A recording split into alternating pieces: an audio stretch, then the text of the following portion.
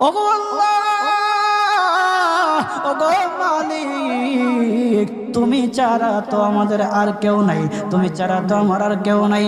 আল্লাহ গো, তুমি যদি মাফ না করো কে আমাকে মাফ করবে? তুমি যদি মাফ না করো কে আমাকে মাফ করবে? তুমি যদি আমাকে মাফ করো তাহলে তোমার কোনো দিকে কমবে না, তুমি যদি আমাকে মাফ না করো তোমার কোনো দিকে বাড়বে না।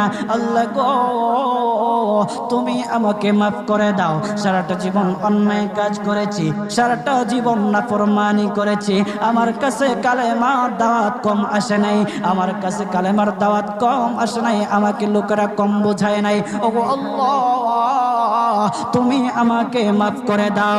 মাফ না করলে কোথায় যাব, কার কাছে যাব? বাবা যখন মারে তখন মার কাছে আশ্রয় নেওয়া যায়, মা যখন প্রহার করে তখন